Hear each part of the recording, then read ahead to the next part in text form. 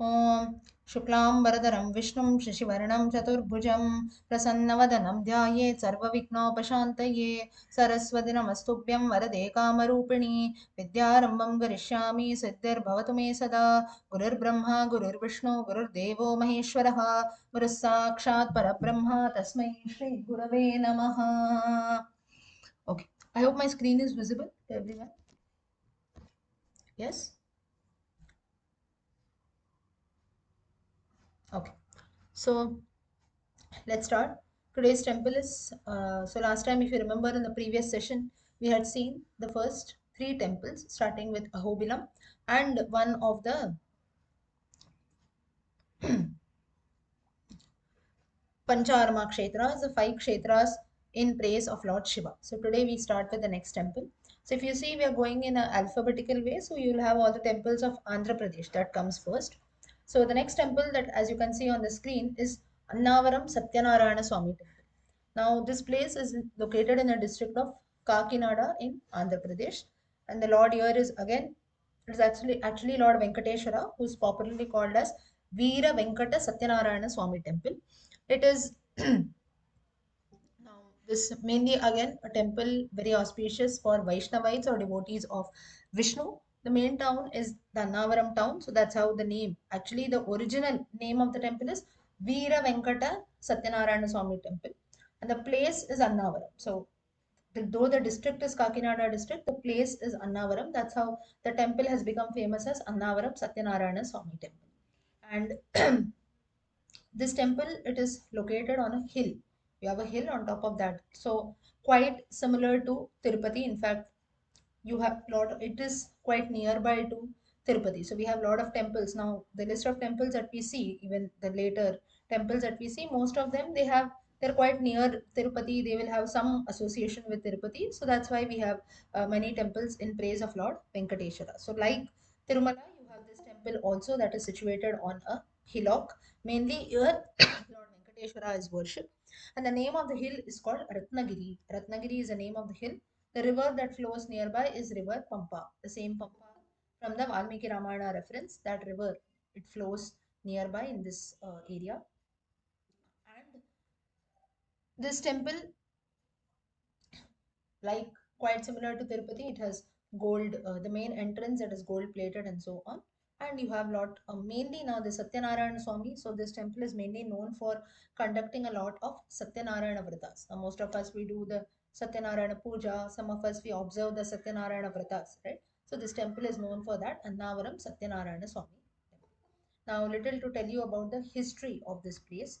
Now, this place, Satyanarayana Swami Temple, has got a reference even in the Skanda Purana. So, Skanda Purana, one of the, let's not say one, or the largest Purana, having 81,000 verses, it gives a reference to a lot of temples in Bharatadesha.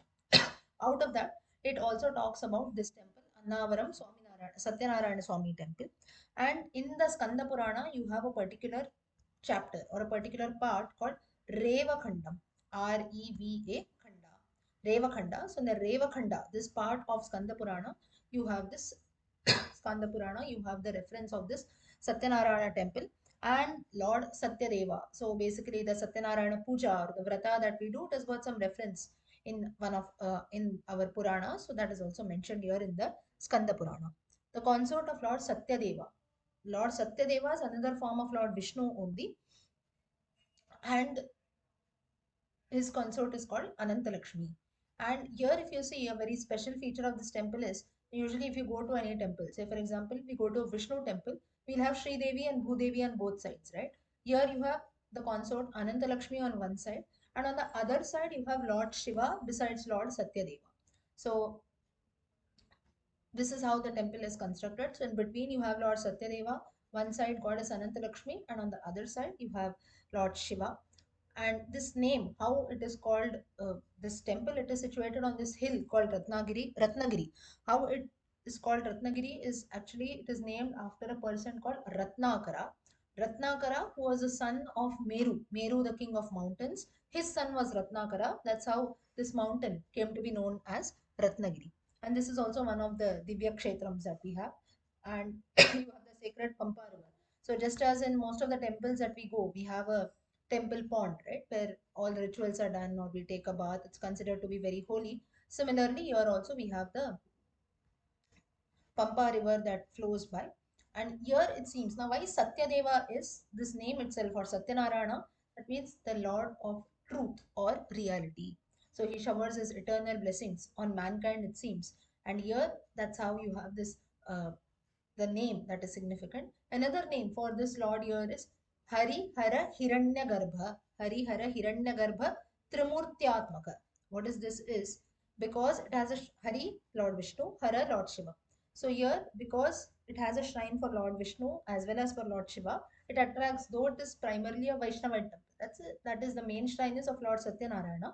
Still, because it has an idol for Shiva also, you have Shaivites, that is devotees of both Shiva and Vishnu, who come and they worship Lord Satyadeva. And here you also have the pithas that are there.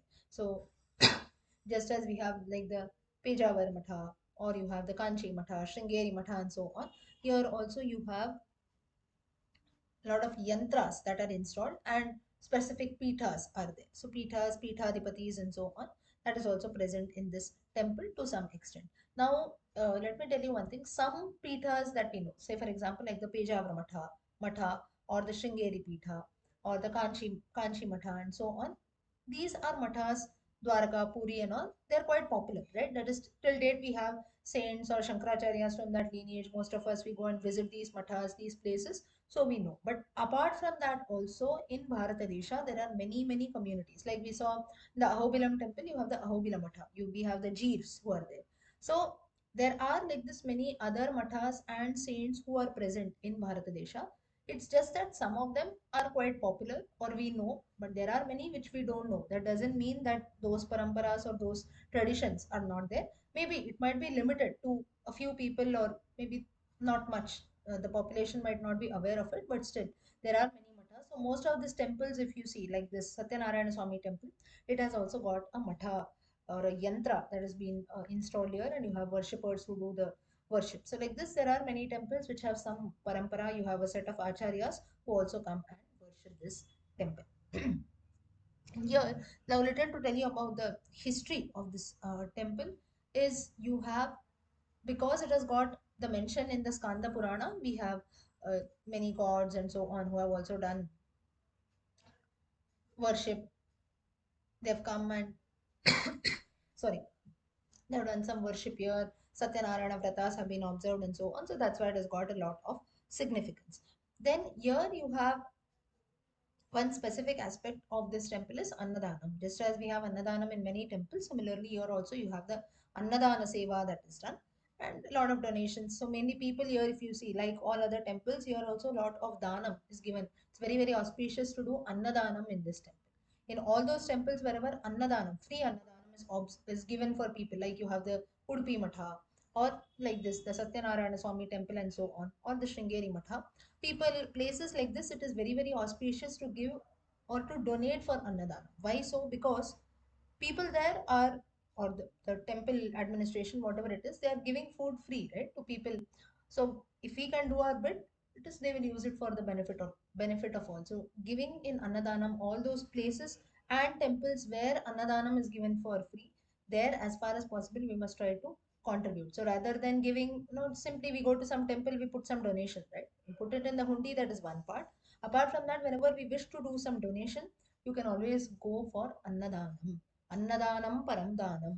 So out of all the danas that are there, offering food to someone through direct means, you yourself cook food and offer, well and good. But if that cannot be done, in other terms also, so we can help. So Annadanam param danam. Whenever we go to especially temples also, most of us what we do, we give for some puja, archana, and so on. You get that prasada. That's a common practice. But giving for Annadanam is something which is very auspicious, especially on one's own Janma Nakshatra, or in our own family, if we have someone's Janma Nakshatra, especially our kids also.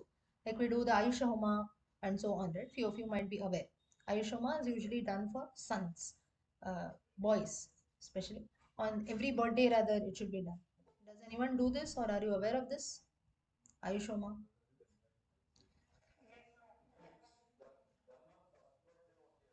first, no, it is always done.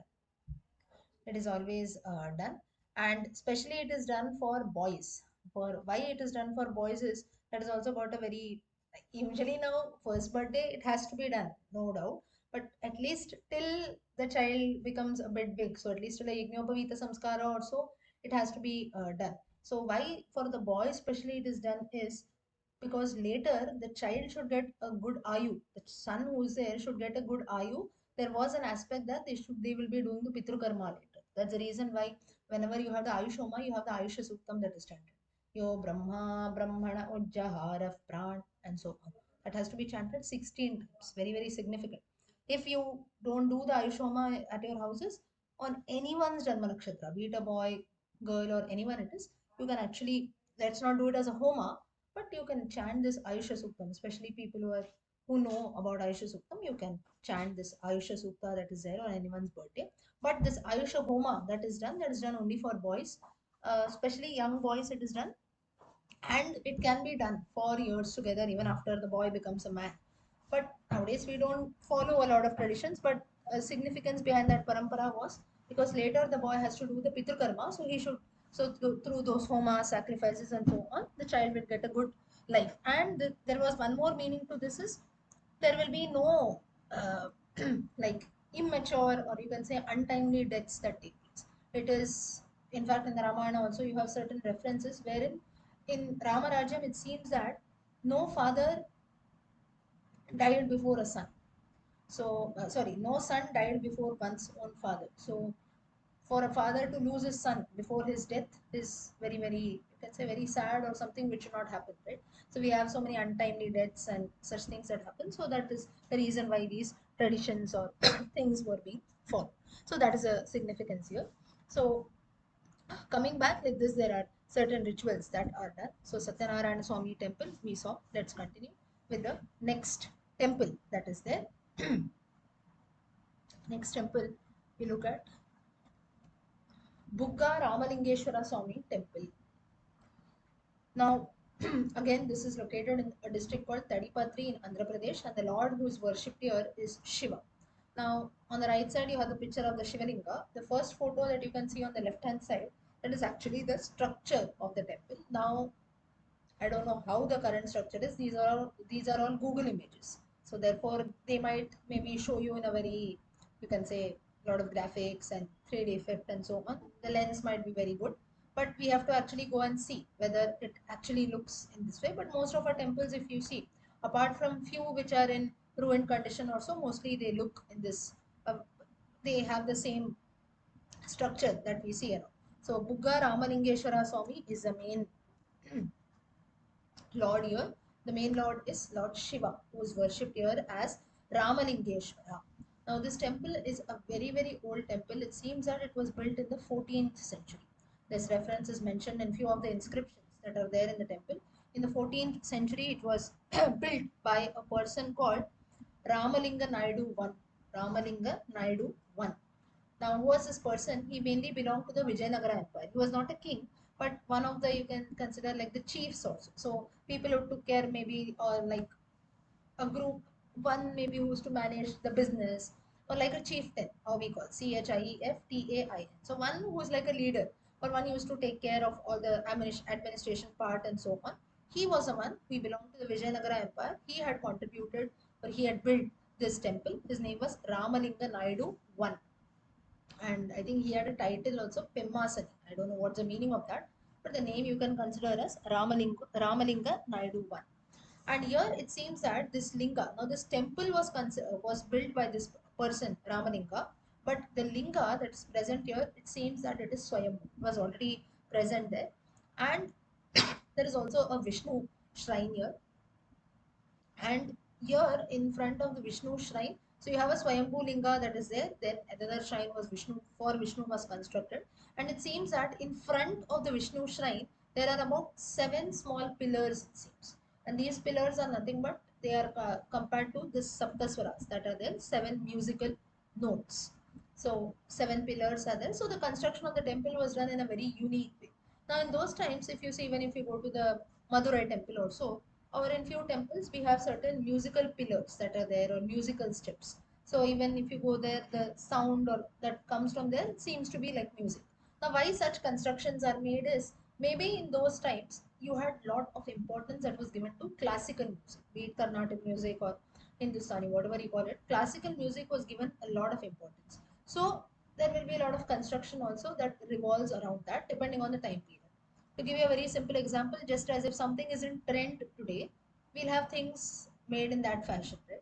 Maybe now, maybe about 1 2 years back, all of us were wearing masks, right?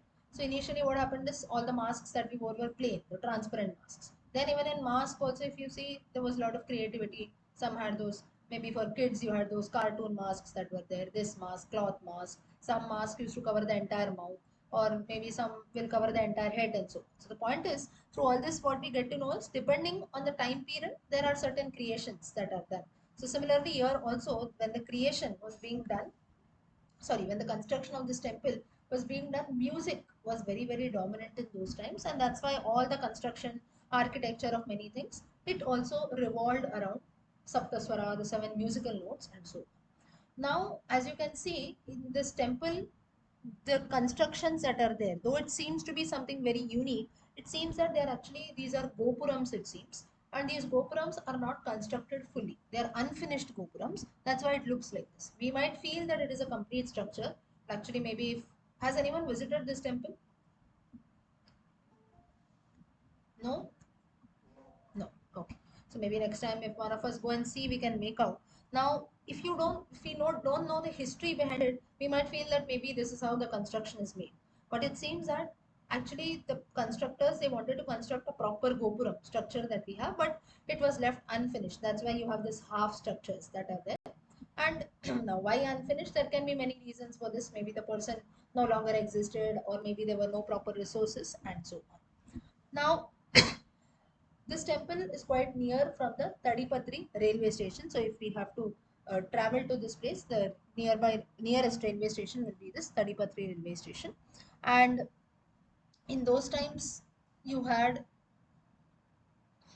little bit of Mughal and British influence also in that temple. So 14th and 15th century, 14th century, 15 times little Mughal, like you have the Khaifiyat, Mughals, and so on, they had their control in these areas. Later in the 18th century, 18th, 19th century, once the British, Dutch, and so on, they entered, they also had a control over this temple. But then there have been a lot of constructions that were there. Just as even today we have certain temples which are under the government, certain temples by a particular board, and so on, like the temple ministry. So that way, depending on the time period, there were different rulers, or people who contributed for the construction part. Then this temple mainly has got certain episodes that have been carved from the Ramayana and Mahabharata. The main is a shrine for Shiva, which is in the form of a linga, and the Shiva linga faces the west direction. And it seems that when struck is like whenever you maybe just hit upon one pillar out of the seven musical pillars in front of the Vishnu shrine, it actually produces the Saptaswara, that is in a musical scale, Sarigama, that the in the same arohana avrohana the music plays, it seems. That is what is the belief. So more, if you see, maybe I'll just show you a few pictures that are available, you can maybe make out. This is how the temple looks, or this is the construction of the temple today. So you can, here in this picture, if you see, you can clearly make out that the constructions are half, right? This is as if only half building is constructed, right? So the gopuram was being built. If you can clearly see, there is a difference in the color of the stone also that is used. So this was because of the difference in the time period. So here only you can see unfinished gopuram. Right? But even in the gopuram and things that are constructed, there is a lot of intricate carvings that are there. And it seems that in these carvings, you had the episodes of Ramayana and Mahabharata that are carved. Now, a very simple example, even if you go to the Tiruvannamalai Arunachaleshwara temple, it's a complete temple. It has full, all constructions are made.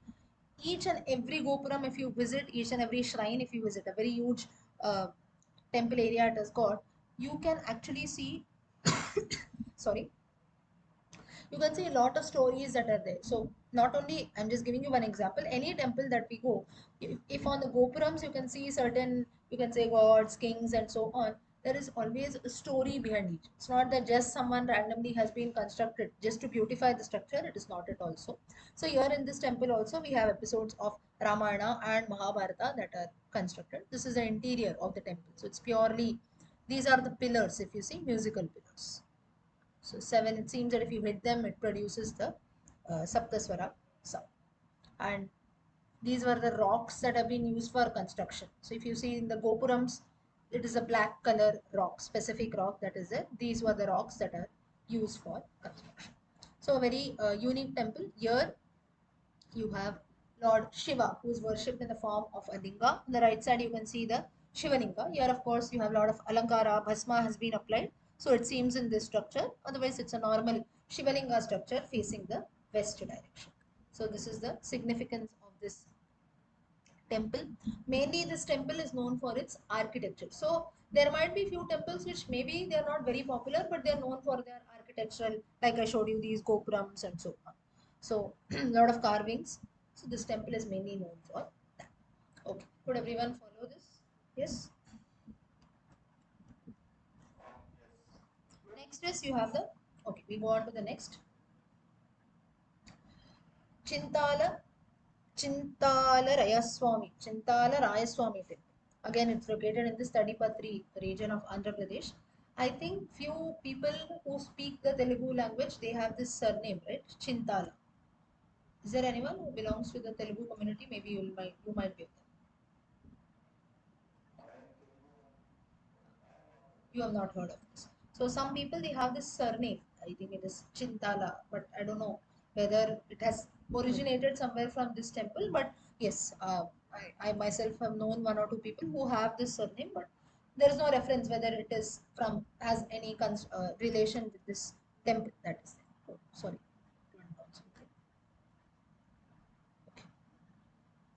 So let's have a look at this temple now. This temple is again located in the Tadipatri temple. So next time if you go to this place, Tadipatri, you have two temples to visit. Buggarama Lingeshwara temple and this temple also. So all of you, you have, of course I'll be sharing this. So you can just make a note or maybe decide whenever next time you go. Now most of you, if you belong, go to South India also, or if you have your native in Andhra Pradesh, next time maybe you can try visiting these temples. Okay. Now here Chinta. Now, chincha means tamarind. Chinta also means, I think in Telugu it is tamarind, right? Chinta. What do you call it? Chinta or chinta? What is that? Chinta. Ah. So, okay. So, Chintala Venkataramana. That is the name of this temple. So, Chintala Raya Swami. Chintala Raya also you can call. Or Chintala Venkataramana is a common name. So, mainly this temple is again in praise of Lord Venkateshwara or Vishnu. And here it seems that under the Chinta tree, that is under the tamarind tree, this the deity was found. That is Lord Venkateshwara was found. That's how the name has got this Chintala Venkatramana temple. It is located. The main district is Anantapur district, and the town is Tadipatri town. And again, this temple was built by the Nayaks. It's Nayaks. So these are not the Maratha Nayaks as such. They have the title of Pemmasani Nayaks. Pemmasani.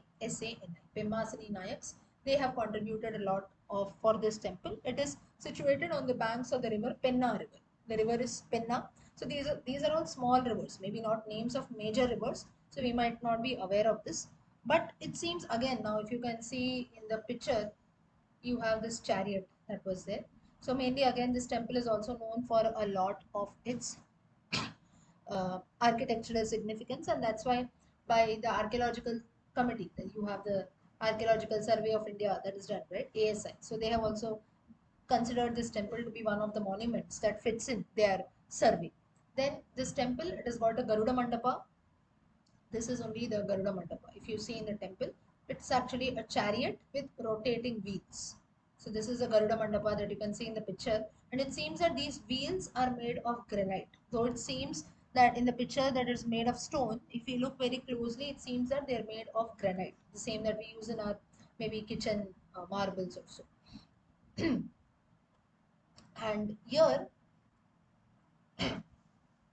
how this temple again, it was built during the reign of the Vijayanagara Empire, and it is said that for a particular king who belonged to this era, seems that Vishnu came in his dream and told that you should construct a temple for me in this at this place under the Chinta tree. So that's when the name of that person was Timmana Yudu, as we call it in Telugu language. Further, of course, it was constructed by the Nayaks. So Nayaks was actually a community that was there, which I told you initially. But mainly it was constructed by this person called Timmana Yudu. In his dream, Vishnu comes and tells that you construct a temple for him in this place called Tadipatri. Immediately, that person, Timmana Yudu, he appoints priests, a chief priest, and so on. He gives lands to the temple. Now, to build a temple, we need land, right? So he gives that, and it seems that this temple that is there, Chintala Venkatramana Swami temple, it depicts the Vijayanagara style of architecture. Especially, I think most of us, if we see pictures or if you have ever visited Hampi, also a very popular tourist place, right? How the constructions are made. So that's all quite same. If you visit Karnataka, Andhra Pradesh, and so on, the temple construction is little similar in some instance. The architecture that you can see, even the previous temple that we saw, will not have a lot of colorful contributions that are made, but using the same black stone granite, you have carvings that are made. So that is the significance of this temple. It depicts Vijayanagara style of architecture. And this temple is again constructed in the Dravidian style only. You have Lord Venkateshwara who is worshipped here, and the worship is same as the worship that is done in Tirupati, it seems, because there it's quite in the same, not very nearby, but in the same uh, state, same vicinity. So the ways of worship are quite similar. So this is the picture of the Chintala Venkatramana Swami temple. So you can see here also now, if we saw in the previous Bugga Ramalingeshwara, we saw that the Gopurams are not complete, right? But here the Gopurams are done. So it is not a very tall structure as we have the Gopurams in Tamil Nadu also, but not very short at the same time. And you cannot, it's not colorful, but lot of intricate designs and intricate carvings are seen in all the Gopurams that are. So this was about Chintala Venkatramana Swami. Okay.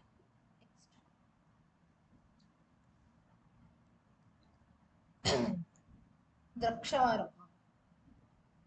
Have you heard this somewhere? Draksha. Grapes. Correct.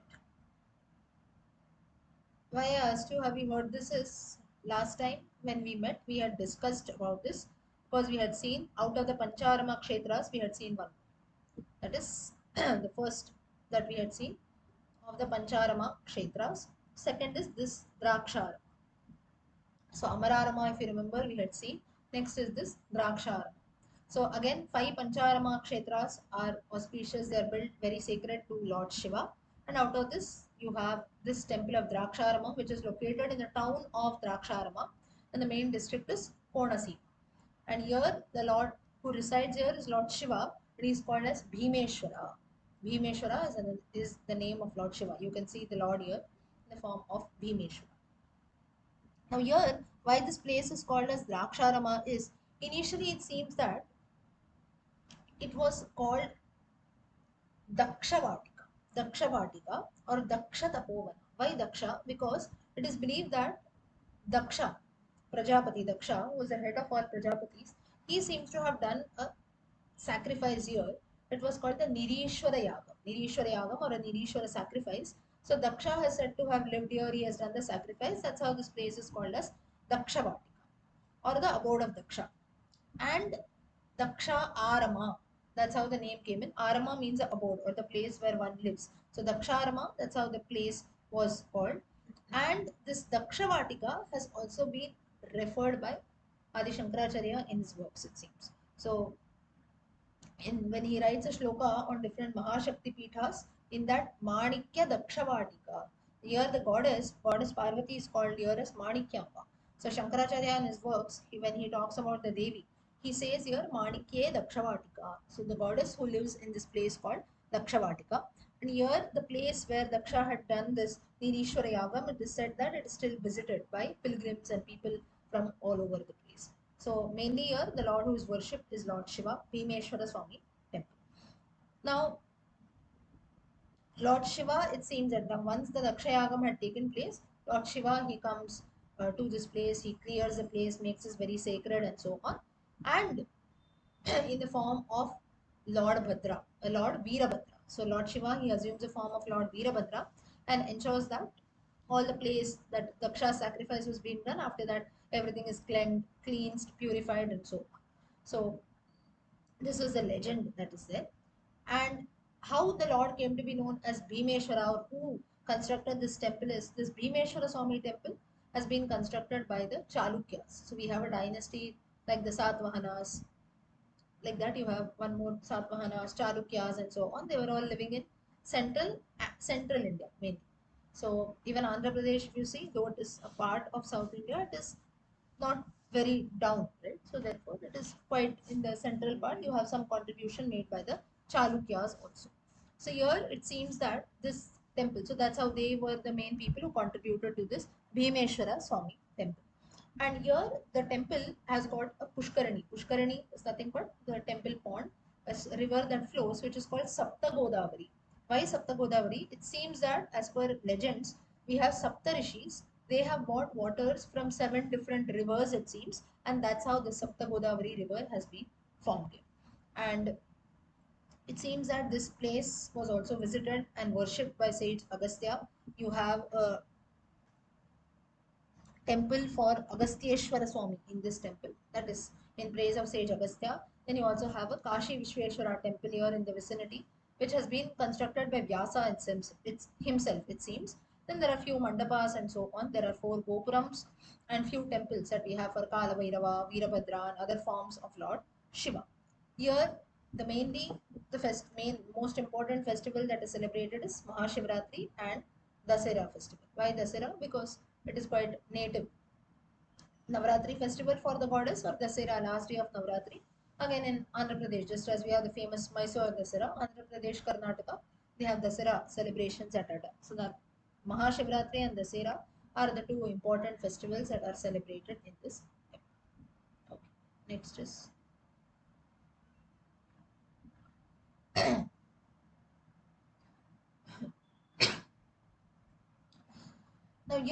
now always remember that whenever you go to this Draksharama temple, now Draksharama, just as Rajendra Kumarji said, Draksha is grapes, but I don't know whether it has got some association with this place or whether they were grape grooves or so on. Because as per references, there is no like there's no mention of grapes at all here. It then how that word Draksha would have come is Daksha Yajna. But then Daksha, if you see, little was, let's not say little, he was totally an enemy of Shiva, right? So therefore they will not like to name the temple as Daksharama. So little bit, maybe in the course of time, as languages and words keep changing, it would have become Draksharama in the course of time. That can be one reference. Or other reference, there can be as such trees, grape trees also, we never. Okay, so this is the main Kshetra. We have already seen the five Pancharama Kshetras in detail. Those who have missed out the last session, you can refer to that. The Lord is called Bhimeshwara Swami, Lord Shiva, and the consort is Manikyamba.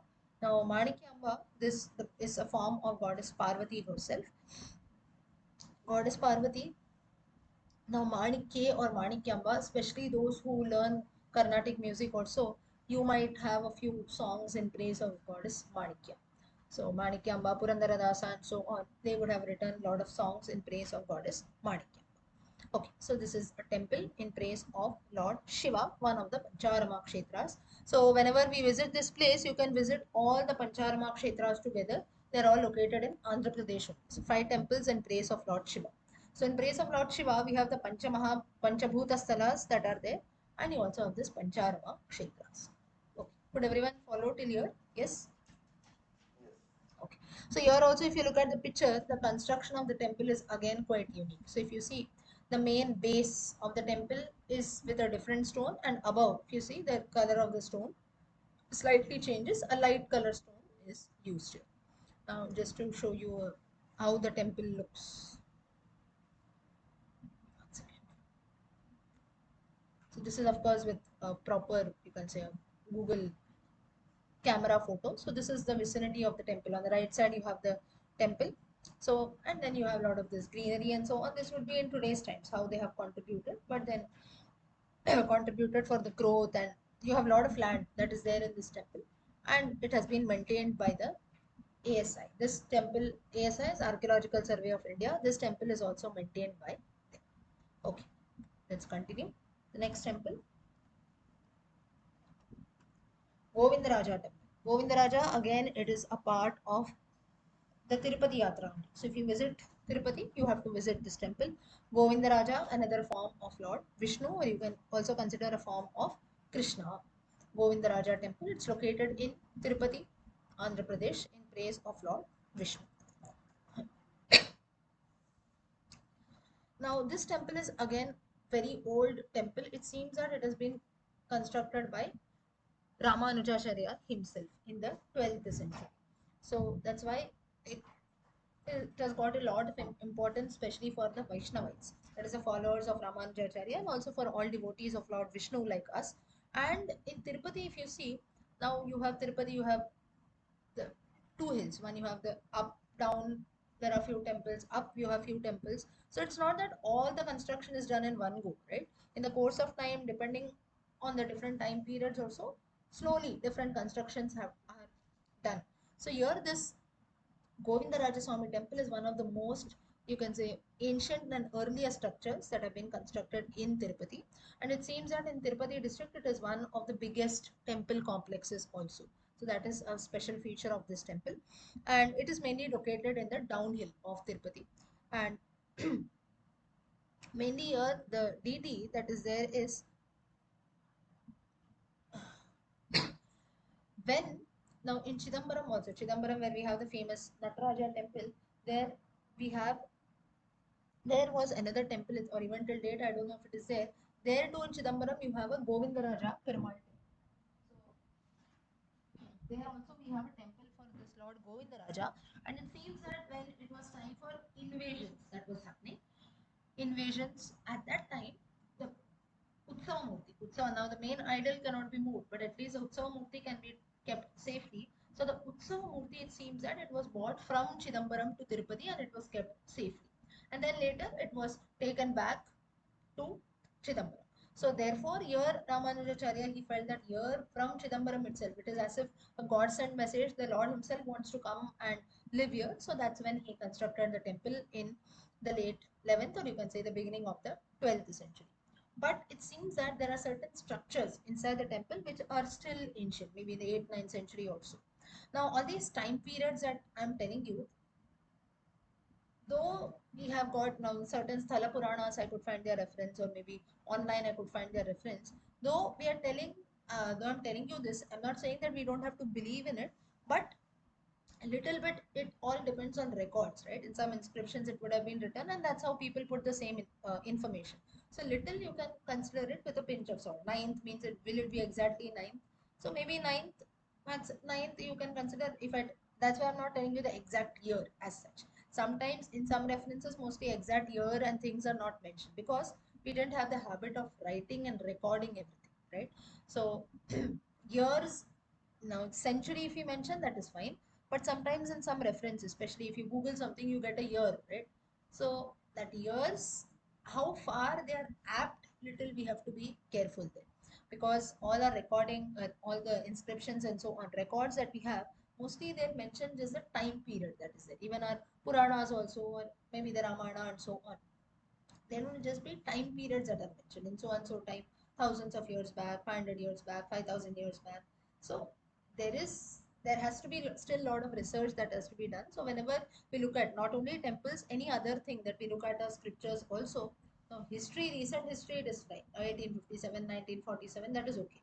But apart from that, thousands of years back, especially for our own, like maybe constructions and so on, little we have to, exact dates can differ a bit. Today one date will come, tomorrow some other person will tell some other date, and we don't have though we have proper inscriptions, there is still a lot of research that is pending on that. Okay, so here there were certain structures that were still ancient which are found in this temple. So maybe in those times the temple as such was not constructed, but still you have certain, like we have on the roadside or so, sometimes if we go, maybe under a tree, we have a small shrine, right? You have a small idol, and there maybe some priest or some local person will come and offer worship there every day. So that way things can happen. So and then later a temple, a big temple might be constructed in that place. So in this way, such shrines are there. And it seems that before Govinda Raja, he was here mainly, he was consecrated as a main deity. Here you had another form of Vishnu, that is Parthasarthi. Parthasarthi, Parthasya Sarathi, yasya saha. That is one who is the Sarathi of Partha, one who is the charioteer of Arjuna. That is Lord Krishna himself. So the Lord was worshipped as Partha Sarathi. Later, Govindaraja's idol was consecrated. That's how we have the famous Govindaraja temple today. And mainly, this temple was considered was constructed in a small village called Kotturu. In those times, it was called Kotturu. Of course, today it has been merged into the city of Tirupati. Now, this temple mainly, as we all know, is dedicated to Lord Vishnu in the Yoga Nidra position. Yoga Nidra position, sleeping position facing the east direction, and with his right hand under his head and left hand straight over his body. That is the usual Vishnu pose that we have. And Sri Devi and Bhudevi are the consorts who are seated or at his feet, it seems. And both of them are sitting there. And in some references, it seems that Govinda Raja is also mentioned as the elder brother of Lord Venkateshwara. So on the Tirumala hills, you have the main Tirupati temple also. So Govindaraja Swami temple was constructed in the same vicinity. So it is believed that Govindaraja is the elder brother of Venkateshwara, who is the chief deity in Tirupati. Now these are all legends that are told. Now this temple also has one of the largest temple complexes in Andhra Pradesh. And here you have a main Rajagopuram, which has got scenes from the Ramayana. And then there are also other gopurams. You have shrines for alvars. Then you also have a shrine for goddess Mahalakshmi. Now the consort of the wife of Govindaraja here is called as Pundarikavalli. Pundarikavalli is a form of goddess Mahalakshmi only. She is called as Pundarikavalli. And here you have also shrines for Krishna along with his consort Andal. So the Margari month that starts in, we will be worshipping Lord Krishna along with Andal, right? So that is also mentioned here. And then you also have another shrine for Kalyana Venkateshwara. About Kalyana Venkateshwara, we'll see next a few temples in place of Kalyana Venkateshwara, why that name comes in. So like this, there are certain shrines that are there. We also have the shrine of Lord Parthasarathi in this temple. And further, there are shrines for goddess Padmavati, Andal, Ramanujacharya, and different Vishnu avatars are also there. There are mainly the shrine for Chakratalwar is there, one of the renowned alvars for Lord Anjaneya, Lakshmi Narayana, and so on. So, just to show you a picture of the Rajagopura, this tall is the Rajagopura, Govinda Raja Perumal temple. Okay. So, this is quite significant here. Govindaraja, the same Gopura that you can see, a full image I showed you. On the right side, you can see how Govindaraja is there, the temple, how he is sleeping in the Yoga Nidra position. Sri Devi, Bhudevi, both of them are sitting together at his feet. This is again an interesting aspect. Usually, if you see only goddess Mahalakshmi will sit at the feet, or both the consorts will be on both the sides. But here, because the Lord is in a sleeping position, both the goddesses are sitting at his feet. Okay, let's continue. Next. Yeah. Kalyana Venkateshwara temple. It is again in Narayanavanam, Andhra Pradesh. Now, if you see the construction, all these temples are in praise of Lord Venkateshwara, quite near Tirupati, so the constructions are quite similar. So, on the right side, you can see Sri Devi, Bhudevi on both sides. Here, because the Lord is in a standing position, the consorts are there on both his sides. So, Kalyana Venkateshwara temple, Narayana.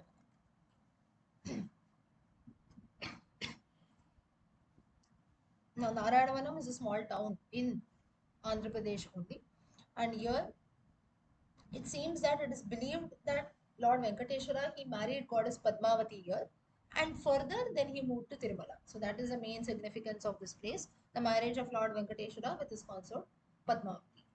And as per legends, it seems that Narayanavanam was the capital of a king called Akasha Raja, who was ruling this region. And Akasha Raja's daughter was Padmavati Devi, and this Padmavati temple is located in Tiruchanur. Tiruchanur, even today, if you see, In the Tiruchenur, we have a replica, right, of Tirupati. That is very, especially if you see those the TTD channel, that actually shows only the Tiruchenur. Whatever happens in Tirupati, same thing they do in Tiruchenur also. So in Tiruchenur, we have the famous Padmavati temple. There, the marriage took place. This Padmavati temple is located in Tiruchenur, and there is where Lord Venkateshwara temple is located in Tirumala. So Tiruchenur, Tirumala, and the main marriage took place in Narayanavanam, which was the capital of King Akasha Raja, whose daughter was Padmavati. So that is the only, or you can say, main significance of this place where the marriage has taken place first. That's how the Lord gets his name, Kalyana Venkateshwara, the married Lord, or the place where the Lord married. And then further he moved on to Tirumala.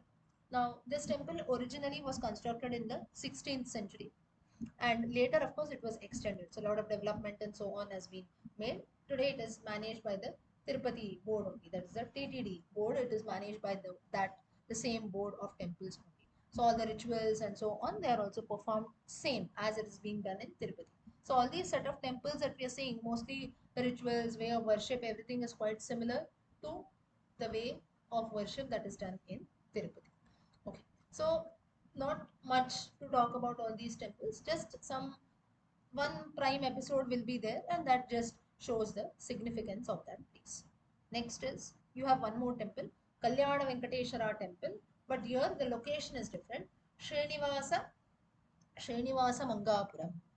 Now, if you see the consort of Srinivasa, Sri Devi Bhudevi, also have references wherein Alamelu and Manga. Alamelu Manga Sameta, we say. Right? So they are also the goddesses or the wives, consorts of Lord Venkateshwara. So that is another significance of this place. Srinivasa Mangapuram. It is also located in the Tirupati district only. And here also the Lord is called as Kalyana Venkateshwara. Now, this temple is also known for its archaeological uh, developments, and it is today, if you see, it is considered to be, just believe that those who cannot go to Tirumala, even if you go to Kalyana Venkateshwara at this place, Srinivasa Mangapuram, it is equal, it seems. So that is the significance of this place, and mainly it is for newlywed couples also. They go to this place, they offer their prayers and so on, because it seems now this place. What is the significance, or you can say the difference between the previous place and this place? In the Kalyana Venkateshwara temple of Narayanavanam that we saw previously, there the marriage of Lord Venkateshwara and Padmavati took place. In this temple of Kalyana Venkateshwara in Srinivasa Mangapuram, it seems that the Lord Venkateshwara, along with his consort Padmavati, both of them spent about the first 6 months of their marriage here. So, therefore, it is believed that newlyweds or so, they should come within the first 6 months of marriage. Why it happens is a lot of bond and love develops. Initially, when newly someone is, now most of you are married, so you can relate to this better. Initially, when newly we are married, also both of them will always live together, right? Or they'll not wish to go far from each other and so on. They'll spend time together. So here, goddess Padmavati and Venkateshwara also shared a very special bond, it seems, for the first 6 months of their marriage at this place, Srinivasa Mangapuram. So that's how this temple is constructed. Mainly, your newlyweds offer prayers also. And the main temple is Lord Venkateshwara facing the east direction with a standing posture, as you can see in the picture. And you also have shrines for Lord Ranganatha and Lakshmi Narayana. Both are forms of Vishnu only. So these are two other shrines which are located in this temple. So mainly here also the significance of this temple is only one.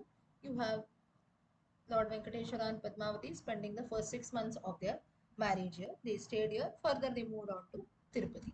So that's why we have two different temples with the same name. The location is different. They're quite near to each other, of course. Narayanavanam and Srinivasa Mangapuram. Okay. Till here, could everyone follow? Yeah. Yes. Okay. Next, Kanakadurga Temple. Kanakadurga Temple is located in Vijayawada, Andhra Pradesh. Goddess is Kanakadurga. You can see the picture of the goddess here. Mainly, if you see in Andhra Pradesh and Karnataka, you can see that the goddess will always, they will have some color that is applied to their face. It can be usually yellow, or in certain temples it is even green and pink. I don't know the significance behind those colors, but I have seen this in especially Andhra Pradesh and Karnataka. I think it is more in Andhra Pradesh. Applying turmeric is fine, that the yellow color is, but I don't know the significance behind applying green. It can be maybe because you have Meenakshi, but she also wears green clothes. As such, the face, I don't know why it is green. Maybe they'll have some local belief and legend behind that. But usually, the color of the goddess that is there, mostly now, if you go to Tamil Nadu and so on, it is black stone. Or you go to North India, it will be white. Though we might do Abhisheka also, the goddess as such is not done that Alankara. Maybe on certain occasions also, Chandan Alankara might be done. But this year, the goddess itself, they are given sometimes colors to their face. I don't know why that is. So it is not, of course, I don't know whether they paint it that way or they do some kind of alankara, but you can see this, which is very common. So Kanakadurga temple also, the goddess here, maybe it's an alankara on a particular day, the picture is having so.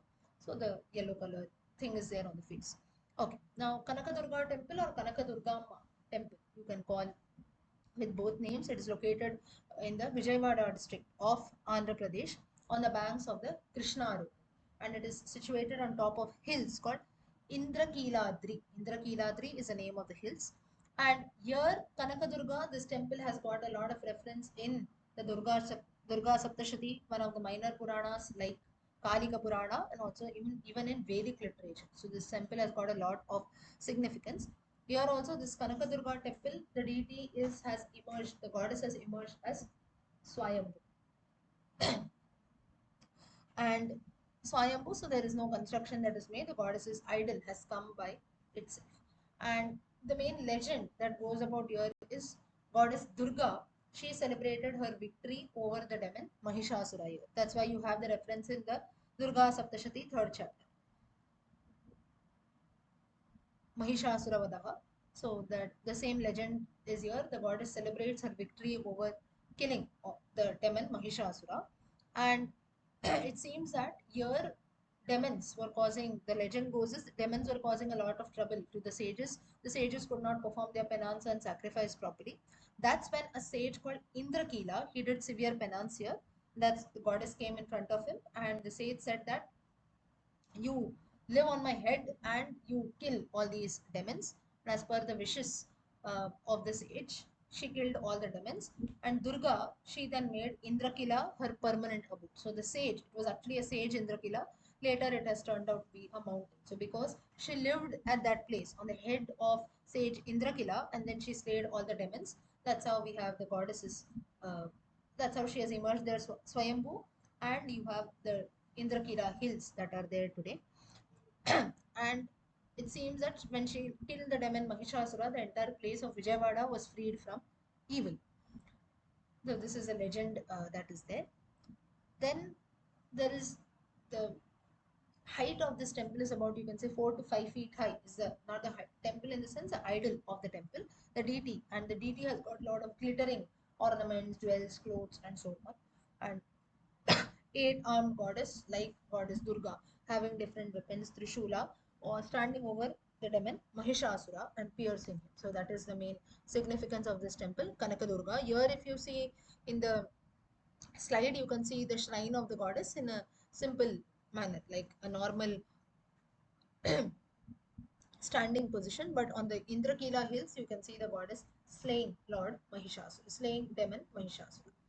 Further, mainly the festival that is celebrated here is the Varalakshmi Vrata, that is celebrated not during the month of roughly July, August it comes, but it seems that on all Fridays of this month. Varalakshmi Vrata is celebrated on only one Friday, but on all the Fridays of this month of Shravan month that comes in, Varalakshmi Vrata is celebrated here. And it seems that there's a lot of the main celebration. Navratri is another festival, but Varalakshmi Vrata is more popular here, and lot of crowds mainly they come to worship the goddess here. Of course, special pujas and so on are also performed during Dasera, and you have deities who take a dip in the holy Krishna river. So Krishna river is also considered to be very auspicious here, And during the 9 days of Navaratri, 10 different forms of Kanaka Durga are worshipped here. The 10 forms of Durga are, I will also share this on the group later. For now, I'm just telling you the names.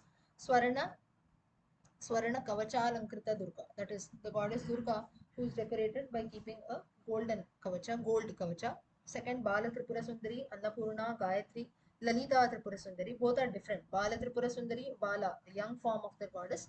Lalita Tripura Sundari, goddess Lalita. Saraswati, Mahalakshmi, Durga, Mahishasura Mardini. Last, Rajarajeshwari. So these are 10 different forms in which goddess Durga is worshipped in this temple of Vijayawada. So this is the significance of this place, Kanaka Durga temple. Okay, so with this today time is up. We will stop here. Next temple that we look at is Kapila Tirtham. Kapila Tirtham, how a sage performed penance and how Shiva came here. That is mainly about Kapila Tirtham.